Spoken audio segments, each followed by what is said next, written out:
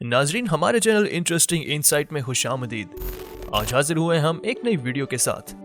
Video शुरू करने से पहले अगर आपने हमारे चैनल को अब तक सब्सक्राइब नहीं किया तो जल्दी से सब्सक्राइब कर दें ताकि हमारी आने वाली हर वीडियो का नोटिफिकेशन आपको सबसे पहले मौसूल हो जाए।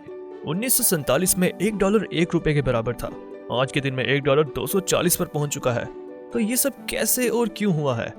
डॉलर की कीमत इतनी ऊपर कैसे गई है? और बाकी के मुमालिक गोल्ड की बजाय डॉलर में तिजारत क्यों करते हैं? डॉलर के अलावा किसी दूसरी करेंसी में तिजारत क्यों नहीं करते? जब डिमॉन्ट्रेशन हुआ था तब गवर्नमेंट ने 500 और 1000 का नोट वापस ले लिया था। गवर्नमेंट जितना मर्जी चाहे पैसा छाप सकती है, तो गवर्नमेंट जायद नोट छाप कर गुर्बत को खत्म क्यों नहीं कर देती? $1 अगर 240 रुपए का है तो कौन है जो बैठकर इसका फैसला करता है? अगर कोई इसका फैसला कर देता है तो लोग इस फैसले को क्यों मान रहे हैं, इनकार क्यों नहीं करते? और ऐसा क्या हुआ था कि सारे ममालिक अपनी करेंसी को छोड़कर डॉलर को ग्लोबल करेंसी बनाने पर राजी हो गए? सबसे अहम बात यह है कि ऐसी क्या वजह बनी कि पेड़ की छाल से बने एक टुकड़े को इतनी अहमियत दी जाने लगी। और ये जो नोट का टुकड़ा है, इसको हासिल करने के लिए लोग दफ्तरों और दुकानों में 8 से 9 घंटे काम करने लगे। इस सब की वजह एक ही है और वो है पैसा। ये पैसा आखिर है क्या और इसका एवोल्यूशन कैसे हुआ? जब आप एक सेकंड हैंड चीज फरोख्त करना चाहते हैं तो इसकी एक कीमत मुकर्रर करते हैं। इस चीज को खरीदने के लिए 10 लोग आपके पास आते हैं तो आप चीज की कीमत बढ़ा देते हैं और उस वक्त तक चीज की कीमत बढ़ाते जाते हैं जब तक वो पर्सन ना मिल जाए जो आपकी मुकर्ररा कीमत ना अदा कर सके। मिसाल के तौर पर आप एक मोबाइल फोन फरोख्त करना चाहते हैं और इसकी कीमत 100 रुपए रखते हैं। आपके दरवाजे पर 1000 लोग आ जाते हैं इस मोबाइल को खरीदने के लिए। तो इस केस में आप क्या करेंगे? आप इस मोबाइल की कीमत 500 कर देंगे। अगर फिर भी 100 लोग इस मोबाइल को खरीदने के लिए राजी हैं तो आप इसकी कीमत को मजीद बढ़ा देंगे और उस वक्त तक कीमत को बढ़ाते जाएंगे जब तक एक भी शख्स इसको खरीदने में दिलचस्पी ना ले। ठीक इसी तरह से पूरी दुनिया में चीजों की कीमतें रखी जाती हैं और इसको नाम दिया जाता है डिमांड और सप्लाई का। जब आप एक फ्रूट शॉप पर जाते हैं तो सेब की कीमत ज्यादा होती है और केले की कीमत कम। इसका मतलब ये नहीं है कि सेब का रंग खूबसूरत है, बल्कि इसका मतलब ये होता है कि सेब की डिमांड मार्केट में ज्यादा है और सप्लाई ना होने के बराबर है। इस वजह से सेब की कीमत ज्यादा है और केले की कीमत कम होने की वजह इसकी डिमांड का ना होना है और सप्लाई का ज्यादा होना है। आप सुनते हैं कि मार्केट में प्याज की कीमत आसमान को छूने लगी है। इसका सादा सा मतलब प्याज की मार्केट में सप्लाई का कम होना और डिमांड का ज्यादा होना है। जैसे एक कंपनी ने 100 कार्स बनाई और इनकी कीमत 1 लाख रख दी। जिसके पास पैसे होंगे तो वो जाकर खरीद लेगा और जिसके पास पैसे नहीं होंगे वो मोटरसाइकिल या साइकिल पर ही सफर करके अपना काम चलाएगा। एक दिन ऐसे होता है कि गवर्नमेंट बहुत ज्यादा पैसे छापकर लोगों में बांट देती है।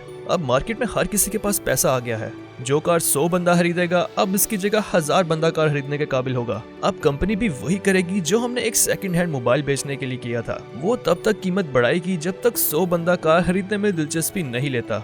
एक दफा जिम्बाब्वे ने भी मुल्क की इकोनॉमी को बेहतर करने के लिए यही चीज की थी। जिम्बाब्वे गवर्नमेंट ने इतना पैसा छाप दिया था कि पैसे की मार्केट वैल्यू ही कम हो गई थी। जिम्बाब्वे ने ये पैसा लोगों में बहुत बांटा। लोग बाजार में चीजें खरीदने के लिए पैसों की रेडी भरकर लेके जाते थे और बच्चे एक टॉफी खरीदने के लिए नोटों की 3-4 गड्डियां लेकर जाते थे। इससे मुल्क की इकोनॉमी तरक्की करने की बजाय मजीद गिर गई और अफरात-ए-ज़र ने मुल्क को बहुत ज्यादा नुकसान पहुंचाया और महंगाई ने आम आवाम का जीना दोबर कर दिया। गवर्नमेंट के छापे जाने वाले नोट तभी कारआमद साबित होते हैं जब रिसोर्सेज और सर्विसेज बढ़ती हैं। अगर हुकूमत इस तरह नोट छापती रहे तो इन्फ्लेशन बढ़ जाता है। ऐसा नहीं होता कि किसी चीज की कीमत के बढ़ने से अफरात-ए-ज़र भी बढ़ जाएगी। अफरात-ए-ज़र इस वक्त बढ़ता है जब गुड्स और सर्विसेज कम हो जाती हैं और पैसे की वैल्यू कम हो जाती है।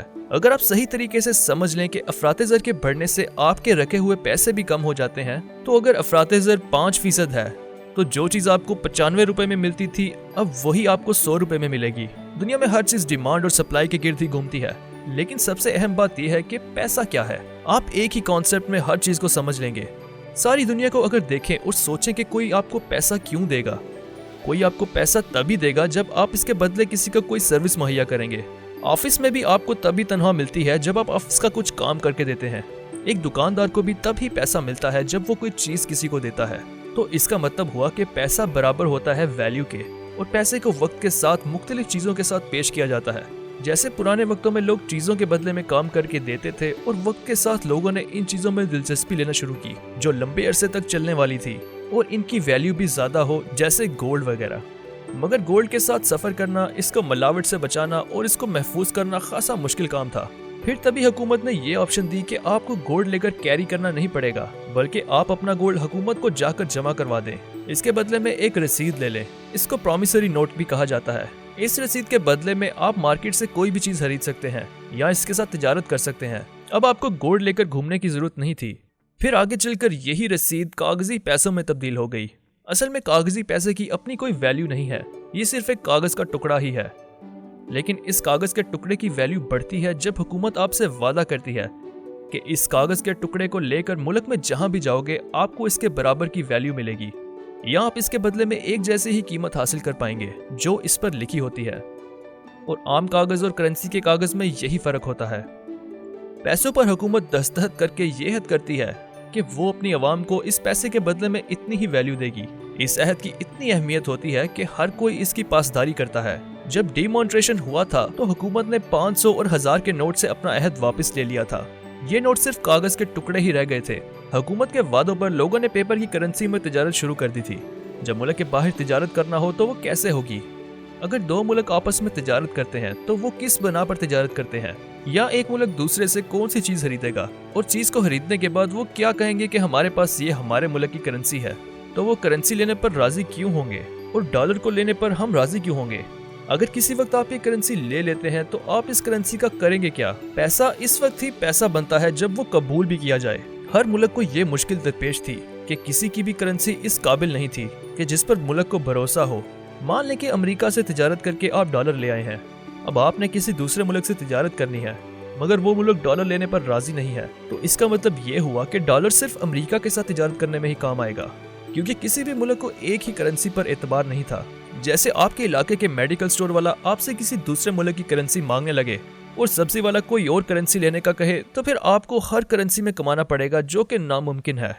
पहले वक्त में हर मुल्क का एतबार गोल्ड और सिल्वर पर था, लेकिन ज्यादा गोल्ड और सिल्वर की तिजारत के लिए एक जगह से दूसरी जगह लेकर जाना मुमकिन नहीं था। तो इस मसले का हल निकालने के लिए एक गोल्ड स्टैंडर्ड लाया गया था जिसमें मुल्क की करेंसी गोल्ड के साथ जुड़ी होगी। तो इस जोड़ने का मतलब क्या हुआ? मिसाल के तौर पर एक मुल्क 1 ग्राम सोने की कीमत 20 रुपए रखता है, तो अब जो बंदा 20 रुपए लेकर आएगा वो 1 ग्राम गोल्ड लेगा, और अगर कोई 1 ग्राम गोल्ड लेकर आता है तो उसे 20 रुपए मिल जाएंगे। ऐसे ही अमेरिका ने ऐलान किया था कि 1 ग्राम गोल्ड की कीमत $2 होगी या इसके बराबर होगी, तो ऑटोमेटिकली डॉलर 20 रुपए के बराबर होगा। $1 की वैल्यू कैलकुलेट करते हैं तो वो 10 रुपए के बराबर होगी। इसके बाद दोनों मुल्क तिजारत के लिए जाते हैं तो दोनों को एक दूसरे की करेंसी से कोई मसला नहीं होगा, क्योंकि दोनों मुल्कों को पता था कि तिजारत के जरिए से भी जो करेंसी आ रही है इसको कभी भी गोल्ड में कन्वर्ट किया जा सकता है। लेकिन ऐसा भी नहीं हो सकता कि जब हम करेंसी इकट्ठी करके गोल्ड खरीदने जाएं तो इस मुल्क के पास गोल्ड ही ना हो। तब ये असूल बनाया गया था कि ये मुल्क इतनी करेंसी ही बना सकती है जितना इसके पास गोल्ड है। अगर कोई मुल्क करेंसी देकर गोल्ड लेना चाहे तो दूसरे मुल्क के पास इतना गोल्ड मौजूद हो। इस तरह करके मुल्कों ने आपस में तिजारत शुरू की। असल तिजारत गोल्ड में ही हो रही थी, करेंसी सिर्फ एक मीडियम था। अगर गोल्ड सिस्टम इतना अच्छा था तो इसको खत्म क्यों किया गया? अगर इसको खत्म भी किया गया तो इसकी जगह डॉलर को क्यों बुनियाद बना दिया गया? जब पहली जंग अजीम शुरू हुई तो मुल्कों को अपना आप बचाने के लिए बल्क में हथियार खरीदने पड़े। बहरान बहुत शदीद था, तो सब मुल्कों ने अपनी करेंसी जो गोल्ड की बिहाफ पर थी इसके बदले में हथियार खरीदना शुरू कर दिए, और धीरे धीरे गोल्ड अमेरिका के पास पहुंचने लगा, क्योंकि अमेरिका हथियारों का एक बड़ा एक्सपोर्टर था। जो लड़ाई लड़ने के जुनून में था इसने मुल्कों का सब पैसा और गोल्ड खत्म कर दिया। जब जंग खत्म हुई तो मुल्क बहरान का शिकार थे। जब मुल्कों के पास करेंसी और गोल्ड ही नहीं था जिसके बिहाफ पर तिजारत करते, वो करेंसी प्रिंट करने के लिए गोल्ड ही नहीं था। इस वक्त में दुनिया का 80% गोल्ड अमेरिका के पास था। अभी मुल्क अपनी कैपेसिटी में सेट हो ही रहे थे जब दूसरी जंग अजीम शुरू हुई। ये तारीख की सबसे महंगी जंग थी।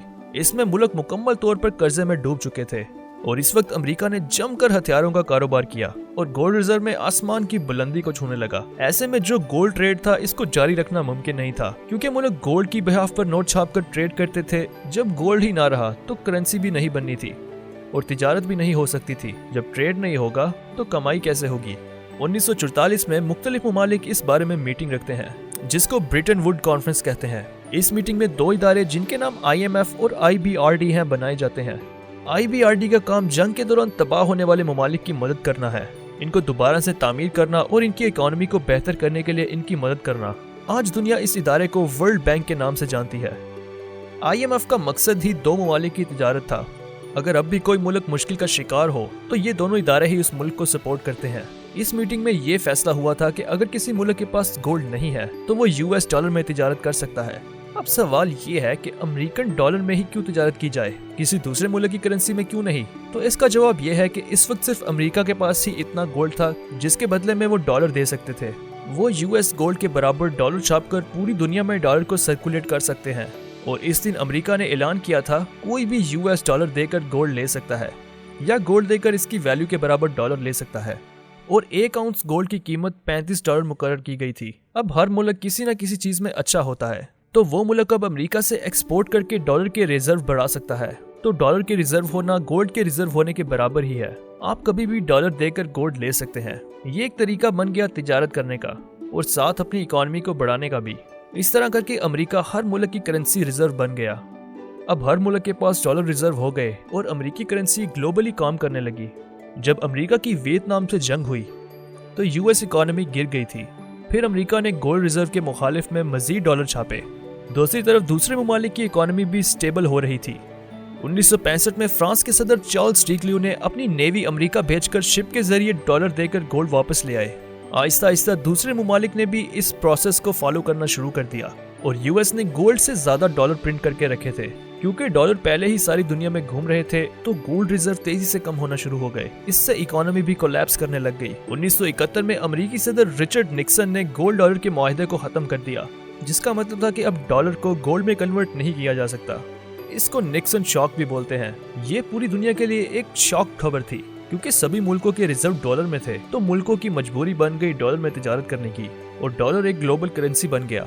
अब किसी करेंसी की वैल्यू ज्यादा होती है और किसी करेंसी की वैल्यू कम होती है, तो इसका फैसला कौन करता है?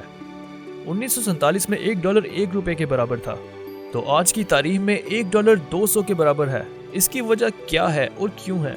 ये किसी भी मुल्क की डिमांड और सप्लाई पर होता है। हर मुल्क की अपनी एक करेंसी होती है। अब अगर आपने किसी मुल्क से सामान या सर्विसेज ली हैं, तो आपको इस मुल्क की करेंसी में ही सर्विसेज मिलेंगी। जब आप किसी मुल्क में विजिट करते हैं तो सबसे पहले एक्सचेंज से इस मुल्क की करेंसी लेते हैं। इसके बाद ही आप कोई चीज खरीदने के काबिल होते हैं। अगर आप ऑनलाइन भी यूरोप या यूएस से चीजें खरीदते हैं तो आप इनको डॉलर में ही पे कर सकते हैं। इसके लिए आपको एक्सचेंज से मनी एक्सचेंज करवाना पड़ती है। आपको इतने प्रोसेस का इसलिए पता नहीं चलता कि आपके मुल्क के बैंक ही ये सब काम करते हैं। वो मुल्क जो ज्यादा वैल्यूएबल चीजें बनाता है, जिसकी सर्विसेज और प्रोडक्ट की डिमांड ज्यादा होती है, तो इस मुल्क की करेंसी की वैल्यू भी ज्यादा होती है।